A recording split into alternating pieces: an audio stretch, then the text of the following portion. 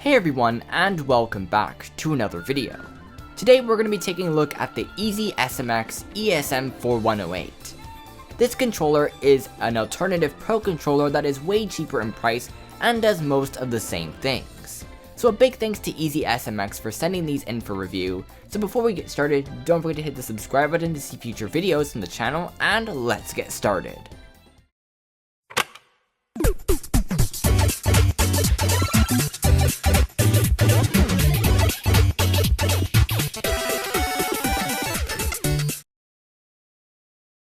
So what's included with the box? Well, in the box we have the controller, USB-A to USB-C cable for charging, and the user manual. The user manual is very easy to follow and shows you all of the steps on how to pair your controller with your Switch or PC. To pair it to the Switch, all you need to do is hold down the home and Y button on the grip/order screen. The design of the controller is pretty much similar to the Nintendo Switch Pro controller. It's not exactly the same, but it is quite similar, and it's definitely a lot similar to the Xbox 360 controller as well. It has two very nice analog sticks, great face buttons, and L and R buttons. The triggers this time around are actually pressured, which is quite interesting since the Nintendo Switch Pro controller does not have this. This is a nice change in design, but games don't really take advantage of the feature, such as Super Mario Sunshine, and they're quite sensitive with even the smallest amount of pressure, so they weren't really the best in games. Although they are a nice touch and probably would benefit in PC games instead. And the analog sticks don't suffer from drift or any issues as I've experienced so far, but they are flat on the top, which doesn't really get the best grip on them. The D-pad is perhaps the worst part of this controller. It just feels like one massive button, and the middle point doesn't really seem to be very substantial. It's not very good, and this means that it's harder to tell what direction you're pressing, and it doesn't feel snappy. So yeah, it's definitely not the best D-pad, so if you're looking to get a controller that has like a D-pad, this might not be it.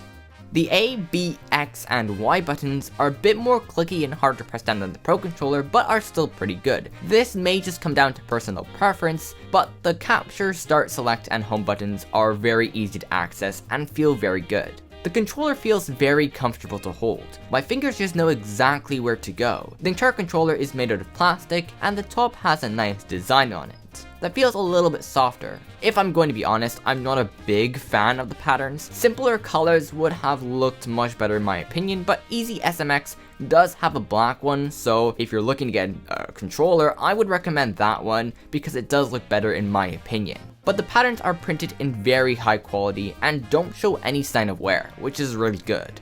The controller doesn't have that much weight to it. It feels very light in comparison to the Pro controller. Again, this may come down to personal preference, but I don't really care about the weight too much. Although it does create a lower quality feel of the product.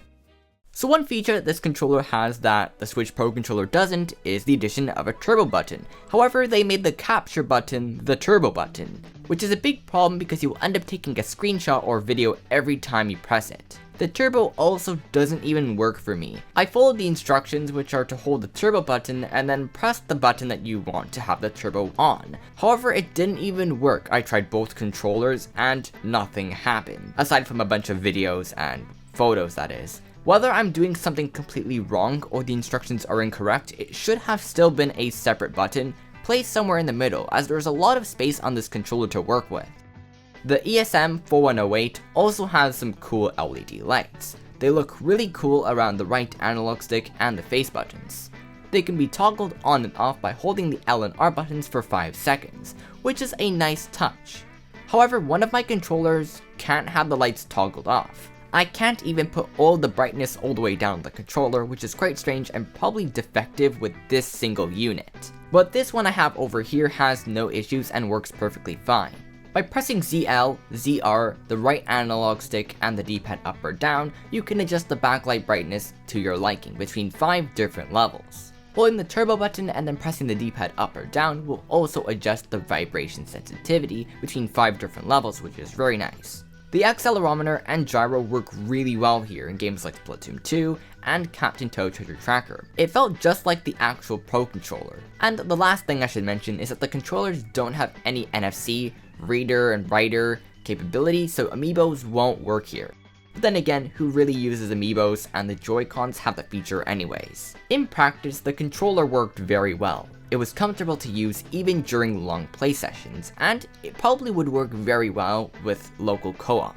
I didn't feel like I had any disadvantages when playing online, or even against the Pro Controller. It worked very well with Super Smash Bros. Ultimate, Mario Kart 8, and Splatoon 2. The only games that I felt had a disadvantage were ones that heavily used the D-pad, such as Super Mario Bros. 35 and Super Mario Maker 2. From my experience, the controller lasted around 12 hours with the LED lights on. Obviously your controller may vary, but for the most part, the controller shouldn't be dying on you mid-game. The Pro Controller does win in this regard as it has 40 hours of battery life, but taking into consideration the price difference, I'd say 12 hours is pretty good. Other than the Switch, the controller is compatible with PC, however it's not compatible with Mac, which is quite odd as the Pro Controller is compatible, but this could have been one of the omissions that had to be removed for the price. But none of this means anything without the price. And while each controller costs around $30, which is way cheaper than the Pro Controller. So I would recommend these controllers. They are very affordable, especially if you want to buy 2 or 3. And they are definitely an upgrade from the drifting Joy-Cons. But I would say these controllers are really good if maybe you want to buy a few of them and then you also have the Pro Controller as well. So I would recommend these controllers.